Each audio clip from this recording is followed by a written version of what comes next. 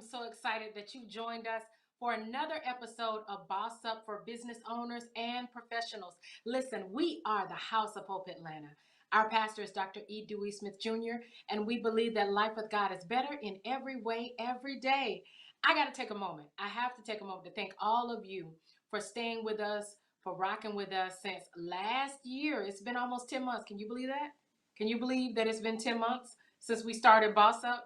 I want to thank all of you for rocking with us, for hanging with us, for continuing to watch, for your viewership, for your comments, for your support. This season, we want to hear from you. And so I need you to put something in the comments. Let me know that you're watching. Let me know where you're watching from. And if you haven't already, subscribe to Hope TV at www.thehopetv.com. So, as I was praying about what we wanted to say to empower professionals and business owners this year, in this season, God spoke to me and he said, listen, start out with the boss ladies, start out with the boss women. And so this year we've started out really strong with some really amazing guests, some guests that are very knowledgeable, some guests that are very skilled. And today is no different. Listen, I'm sharing someone who is very special to me, very special to my family and to my ministry. I'm sharing with you none other than Dr. Tlynn Smith. She's our guest on Boss Up tonight. Just to tell you a little bit about her, she's a successful businesswoman with proven experience in both ministry and the marketplace. So she's multifaceted. She's educated, she's anointed, and she maintains high business acumen. As a CEO, her gift of collaboration and bridging gaps is evident in the slogan of her company, Real Solutions of Georgia Incorporated. Dr. T specializes in providing training in the areas of business and leadership development.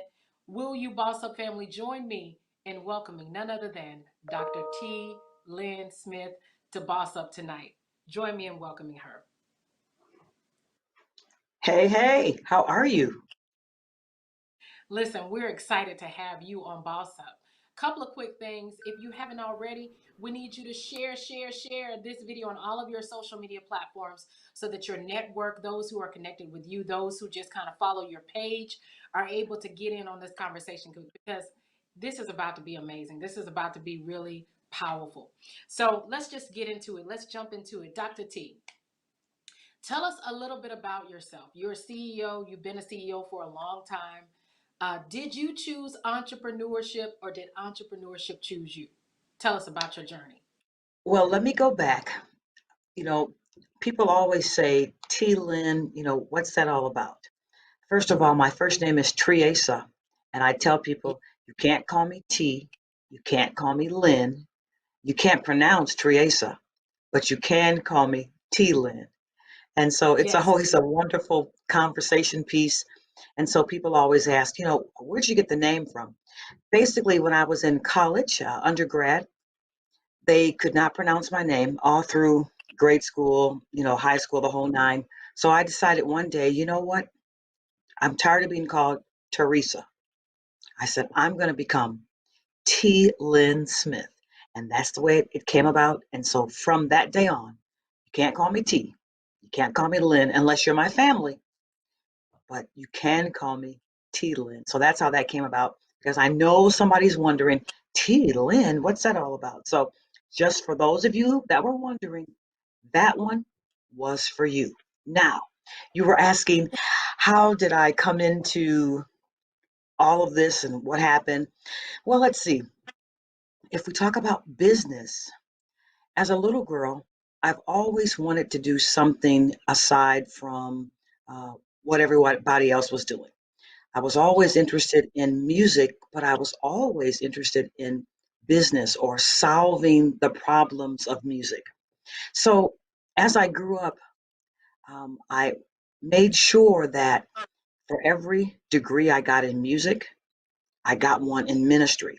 But let me tell you how the journey began. I began playing music at the age of 14 because at our church, the young man that played, he decided he didn't want to play anymore. So he was like, Pastor, I'm leaving. I don't want to play anymore. Now, at that time, I was on the road, Jennifer, Pastor Jennifer. I just knew I was going to be the next Sheila E. drummer. I could play Come on, drums and I was come good. on. Come on now. So I was on my way. I was taking lessons. My parents bought me this beautiful orange, sparkly drum set.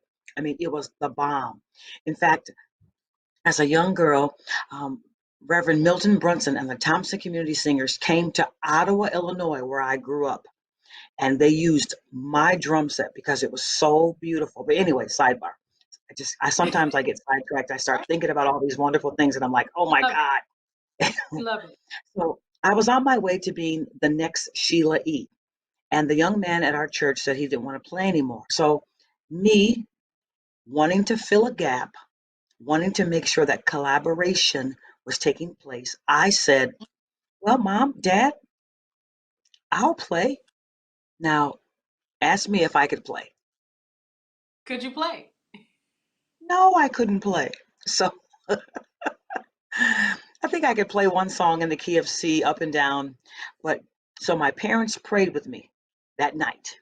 I went to bed, and I've heard these stories about people going to bed, the parents praying for them. They get up the next morning and they have the gift to play. So I was like, that is going to be my testimony. Went to bed that night, got up in the morning. There was a piano in the house because my mom does play the piano. Got on the piano, and I could only still play that little song. So I said, all right, I'm going to have to work. That was lesson number one, working. No matter what you aspire to do, if you don't put the work in, you're not going to be able to be successful in it. So I began to work. My parents moved one of the couches out of our living room and they bought me an organ. It's no, seriously. So I began to practice day in and day out. I couldn't really find an organ teacher. So my mom said, you know who to call. So I began to pray and said, Lord, teach me how to play. So after about 4 months, I finally mastered my first song. Now ask me what my first song was. What was your first song? Shine on me. Let the Come on. light from the lighthouse. And so we had a broadcast every Sunday night in our church. My pastor, the late Bishop William Haven Bonner, and whenever he would get up to speak, the first thing he would do was he would sing Shine on Me. So this was the night that I was going to get on the organ and play Shine on Me. I mean, I'd been practicing and practicing. My mom would sing it and I'd play it with her.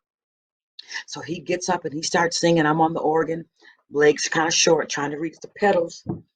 So he begins to sing in the key of A flat. So I Uh-oh. began to play. Now it wasn't perfect, but Bishop Bonner sang that song like the angels were playing the organ. And that gave me confidence because I know I messed up, but he didn't look around and do like we do. Bad note. You know how they do. They'll do it. Saints They will do will in a heartbeat. But he continued to sing and he closed his eyes and he began to growl and sing that song. And that was the beginning of my organ playing. But it gets better. Shall I continue? I'm loving all of this. It's all in the narrative. So then I began to really focus in on people that directed the choir. Now, I was the organist and loved to sit behind.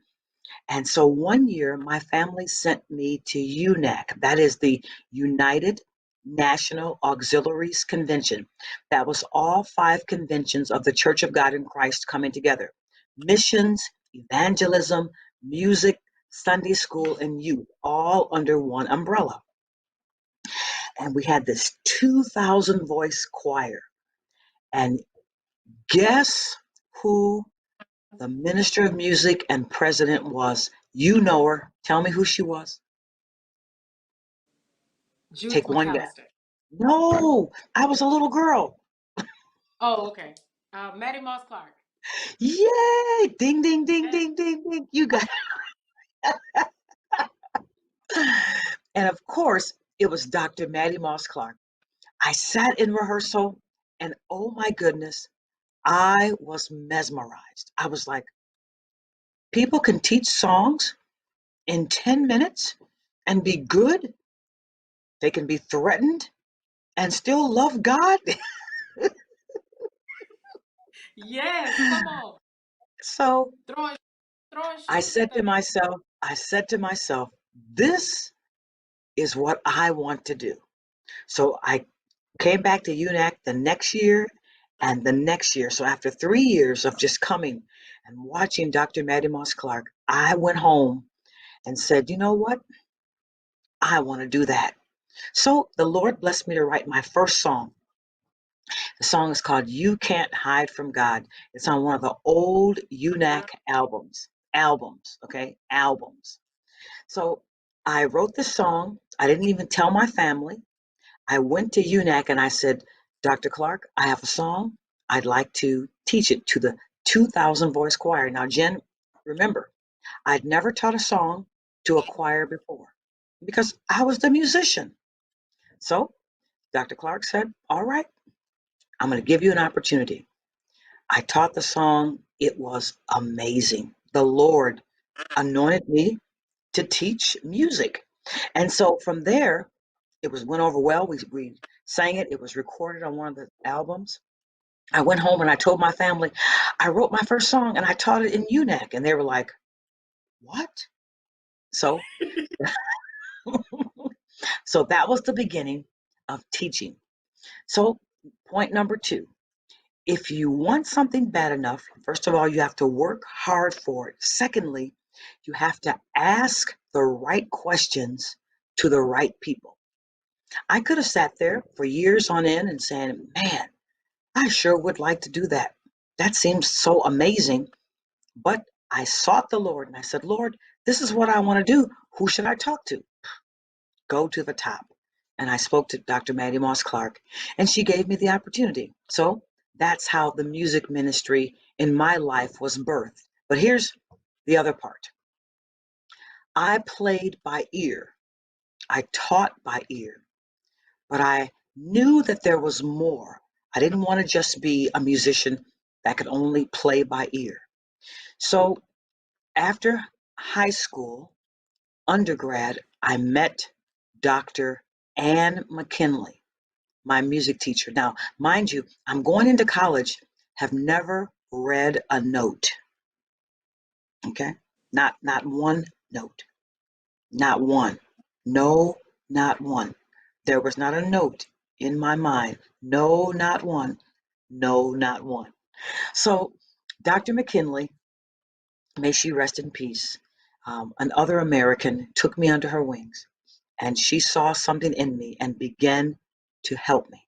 She began to teach me. She was a piano teacher and she worked with me and she worked with me. And then after 4 years, I received my degree in piano studies and that's how it all began.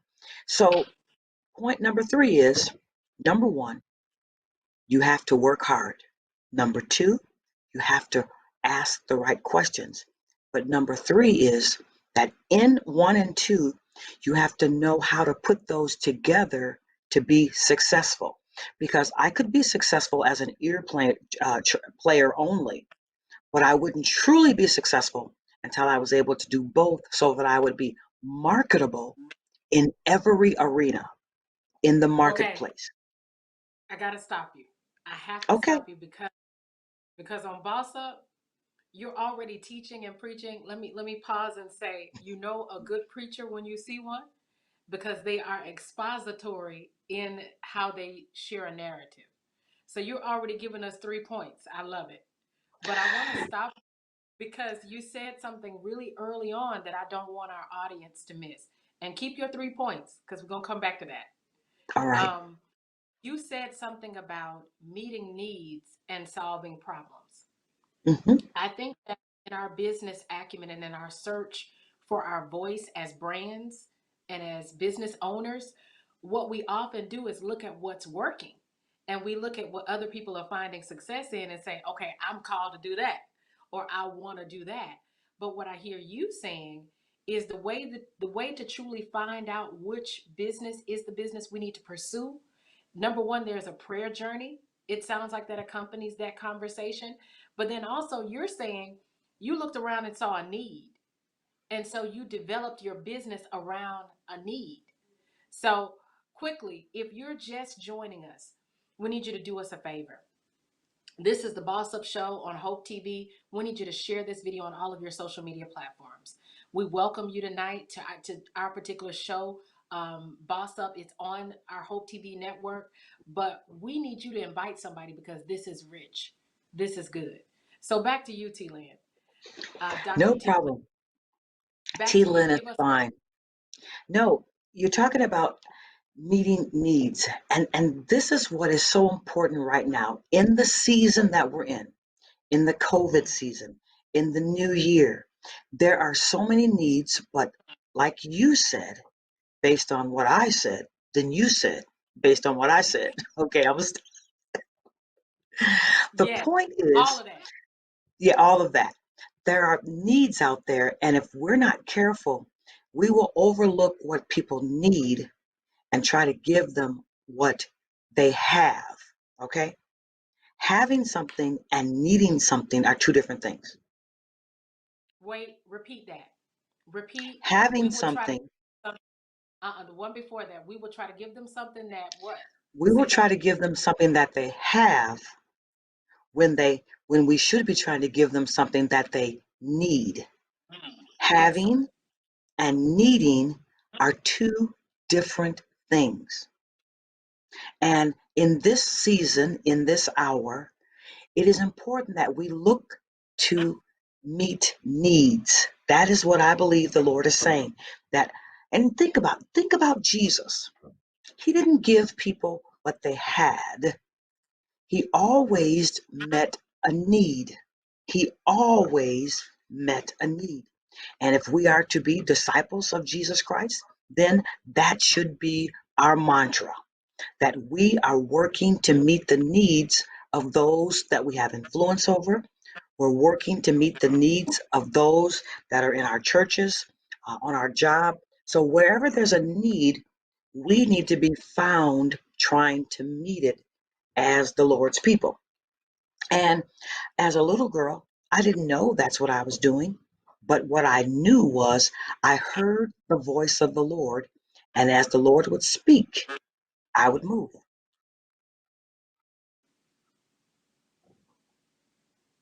So I want to jump in there. I want to jump in there. I want to ask you because there are some business owners who are watching. There are some professionals who are watching and saying, "How do you even know when the Lord is speaking to you?" So can you elaborate on that? How do I, as a business leader, know if it's God or if it's me? That is a very good question, and it is one that people often have. First of all, in order to know God's voice, you have to spend time with God. Just like a parent, you know the voice of your parent because they are with you all the time. All right. So, as a business owner, it is important, first of all, that you dedicate whatever it is that you're doing to the work of the Lord, to the Lord. Because when you dedicate it to the Lord, then that releases Him to bless what you have. And so, the best way to know the voice of the Lord is, first of all, to spend time with Him, spend time cultivating, um, understanding His voice, so that when others come to you with proposals that are not going to benefit the glory or show the glory of the Lord, then you won't be tempted to take part in that. But you will know that, okay, this is nice. I might make a whole lot of money, but am I meeting a need? Will someone be blessed as a result of what it is that I'm doing?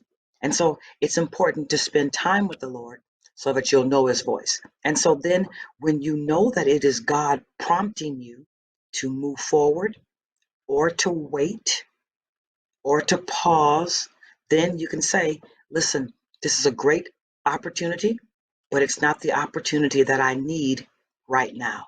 Spending time in the presence of the Lord will help you know His voice and know His leading. This is good. This is rich. Like you are a CEO, you're a pastor, and you're taking us to Bible study on Boss Up. And I don't Oh, have any yeah. issues. Listen, I don't have any issues with it at all because I believe in the blending of both the secular and the sacred. I believe in that. That's a key tenet for me. I can go into some Anthony Penn and talk about why that is, but I do believe that we blend both the secular and the sacred, especially when we talk about business. And if we're Yes, so that yes, is so important. And I'll tell you, that was one of the reasons, as I said early on, that I did music and business. Because I saw people that were in music ministry that were very artistic, but they didn't have the business acumen. And there again, I said, Lord, there are needs that have to be met, but I won't be able to meet them if I don't have the balance. And balance is key. so we both know as we round out the show, I want to really kind of maximize all my time with you. Even All though I'm right. already going to speak it to the producers while they're watching, she'll be back. She got to come back. When we talk about this whole piece of 2020 being a rough year and people having to pivot, you are one of those CEOs. You had business last year, and your Mhm. business survived a season when a lot of businesses shut their doors.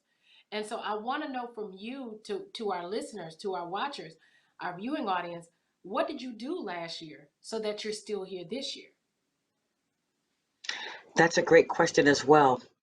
The one thing that we did is that we looked at our digital imprint or our digital footprint.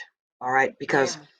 we were already doing some things online, but we realized that if we were going to survive, we had to learn how to do everything online, but not just learn how to do them online, but do them excellently. Because it's one thing to be able to train or to coach in person, but how effective are you in your training and your coaching online? So we had to make sure that we were relevant in our technology.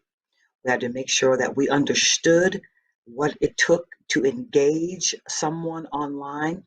So our software had to change. Our cameras had to change. Everything about us had to really be incorporated into our digital fingerprint.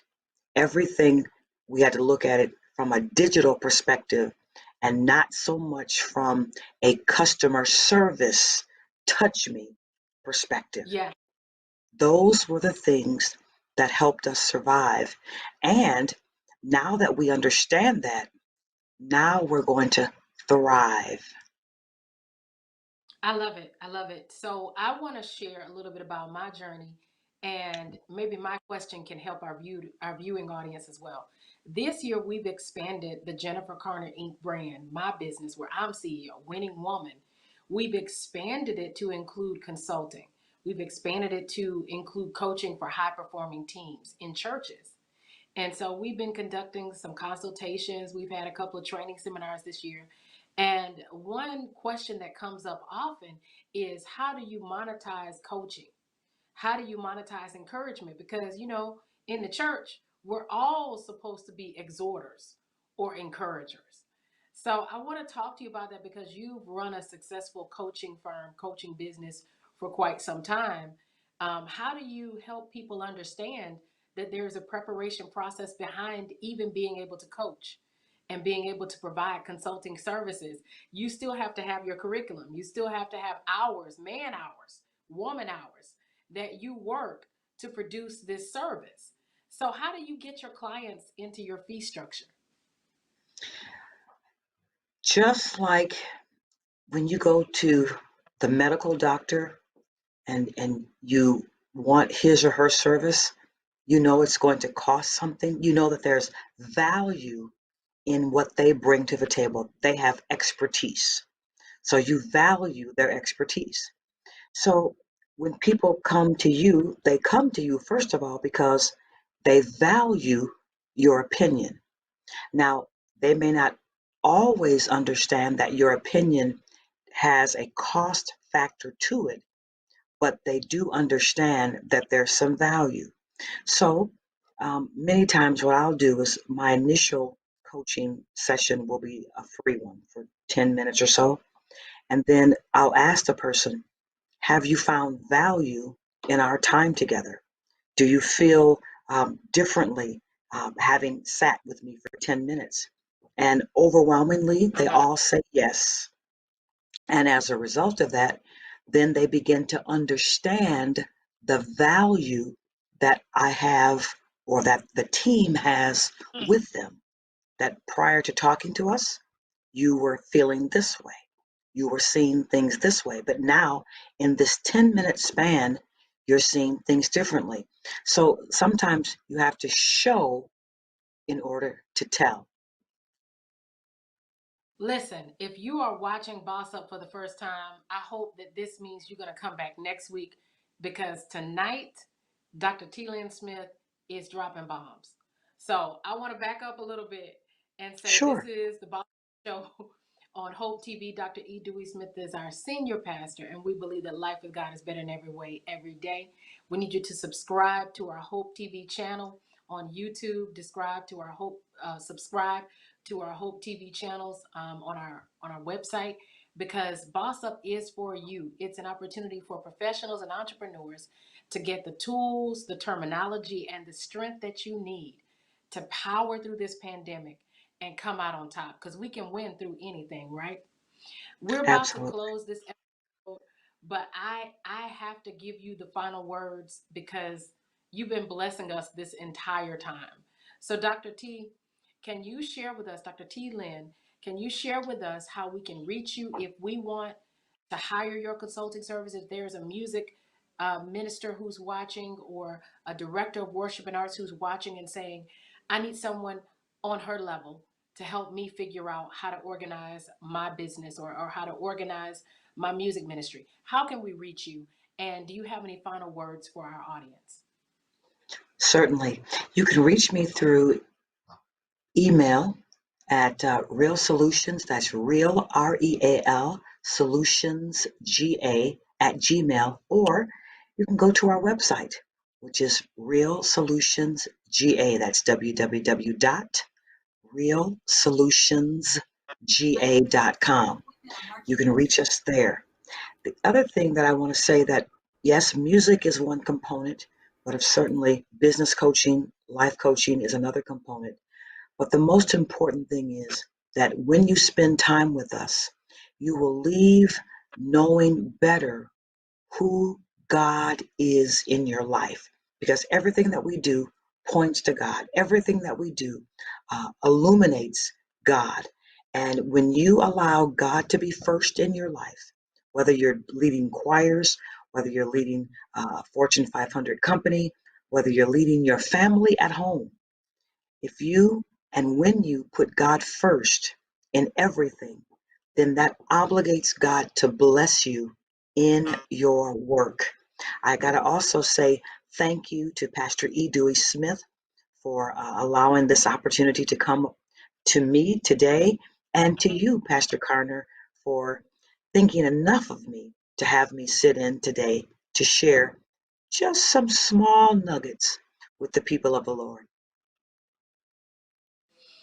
Again, we're honored to have you, Dr. T. And I told you in the beginning, or I shared with our audience in the beginning, you're special to me for several reasons. I consider you to be a mentor, a sister, a big sister, and just a powerful woman of influence.